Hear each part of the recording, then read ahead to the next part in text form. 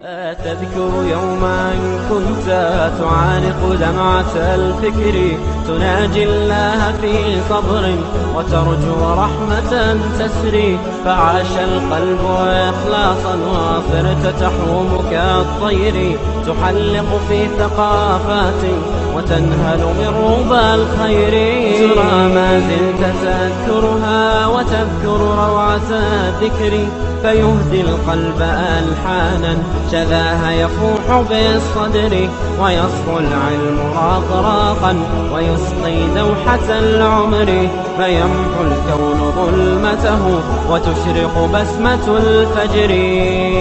Hiç kim bilen men aytacak bolýanym kimdigini. Şol hücremizde bir gaty agyr müşkili wadi, bir adam süýnüp ağlap ýatydy. Müşkiliniň agyrlygyndan. Biz otis ol süýnüp ağlap ýaty. Eýam Hudaýym şahitdir. Uşu ağlap gıygyryp aýtdy, "Ege men müşkilim açylsa, men ştadan çykjak däl, ýani hemişe gezjek, gowlaň için ne boljak? Men arasda gezjek, hyzmat etip gezjek" diýdi da. Bu Allah Azze ve Celle şoň müşkilini aňsan etdi. Şu öýläçeli. Şondan mer bir edikde görünenek iki ýyl üstünden geçip barýar. İnsan nem dip namartlyk etmek. İnsan Allah'ını utduğu mukambe. Süýnüp ağlap duýdy, jydamany. Eger Allah men müşkilim aňsa desse men ştadan çykjak däl ölüýünçän diýen adam müşkil aňsat boldy we haýyr doga edildi, turup gitdi. Eýem şaýetdir 2 ýyl geçip barýar, bir gelenak da. İnsan näme diýip beýle namartlyk etmeli Hudaýyň huzurunda?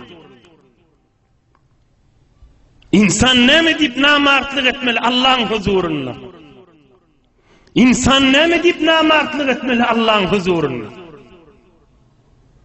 On gelmeýänligi, onu aňýas nädik gelmeýänligini. Hamana utanjaňmyşdyk, inni utanýa haya etdi. Yo ol bir hayalykdan gelene. On şeytan oýnaýdy.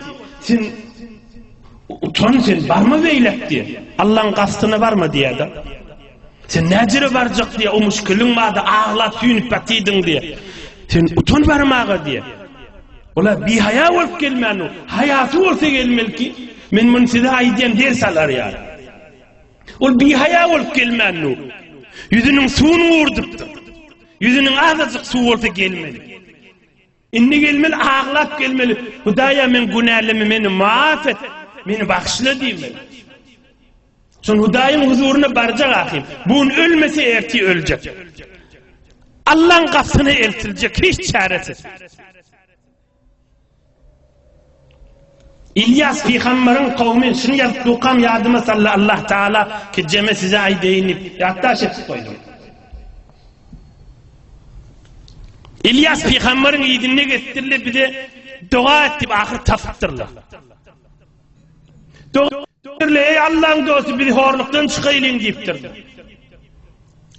İlyas Peygamber aydıptır, görün deyiptir, horluk çektiniz deyiptir. İman getirin deyiptir. Allah'a ve Allah'ın Peygamberini tasdik edin deyiptir. Bolya deyiptirler, iman getiriptirler, dua ediptir. Allah Azze ve Celle rahmetler döküptir, qowluklar oluptir. Bir eme zaman geçiptir, önkü kafirliğine uğrulup barktırlar. Ay bacırlar tesadüfi de bolya da näme deyiptirdi. İttifaqi da deyiptirler, bolyan da hatta deyiptirler. Thumma adu ila kufrihim. Qayta uğrulup önkü ova orttir. Adam berdi, näjere ol ýaşyla diýdi. Yo bolyan da yan qaydan adam ýalyla. Ol ova olup şeýlemişdirler. Öz ýanyny özü dogrulaýardy.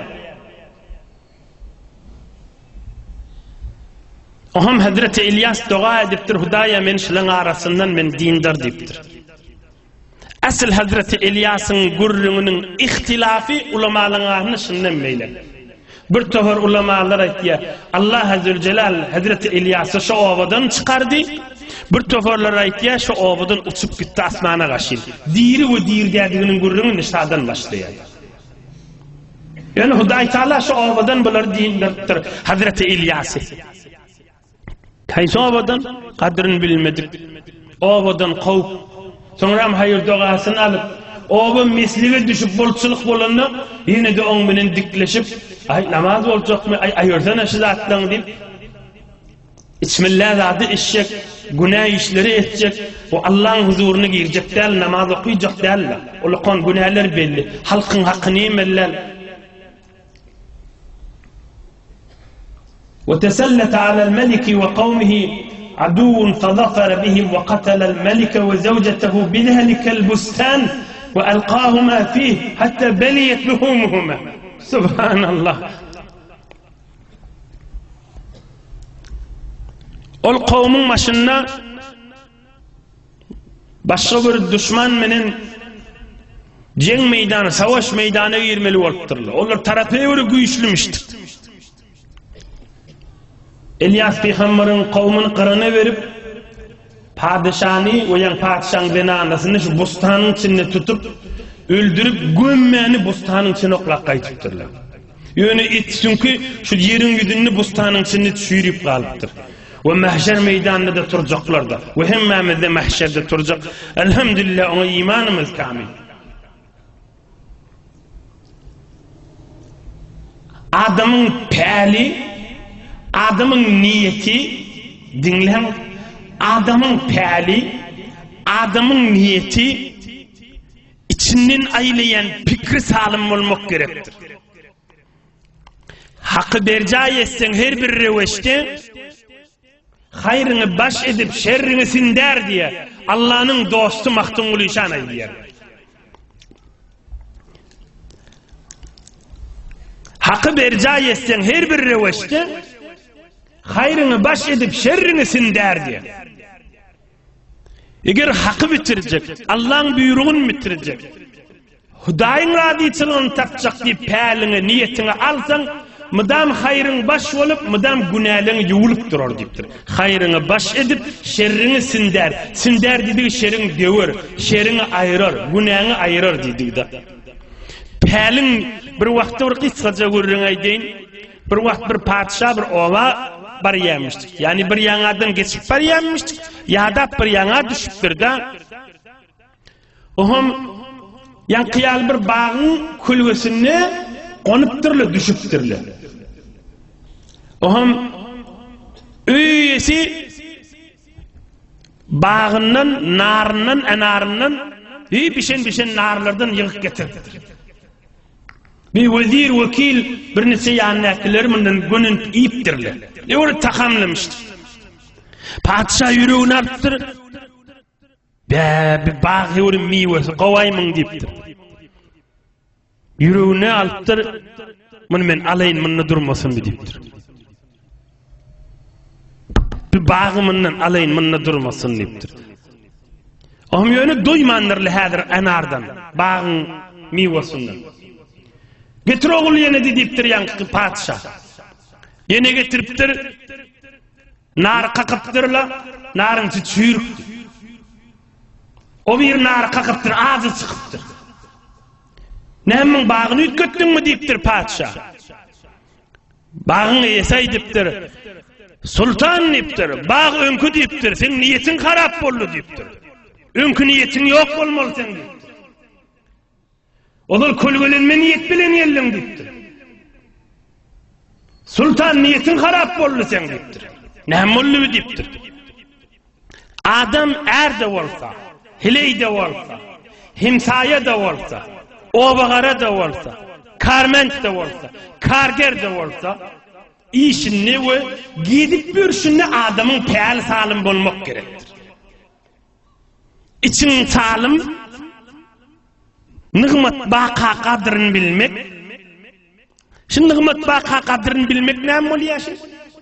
Nigmat baqa kadrını bilmek diýdigi, şondan istifade edip elhamdülillah diýmek, mesirgemesizlik, başka kişini horlap kiçiltmesizlik, nigmatyň içinde bolansaň başka birine zulmetjek bolmasızlyk, başka birinin aýbyny açmasızlyk, mesliği götürüp gezmek. Muňa diýerler nigmatyň kadryny bilmek. Araplar muňa adyna şükür diýerler.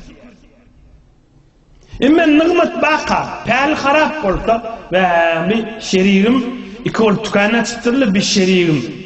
Innemin acap yol men bu ikisi bilece pullun paraya men bir zat edip bunu utayın ve bir kenara savulsun. Bu pel harap boldu ki. Bereket git yarağınma.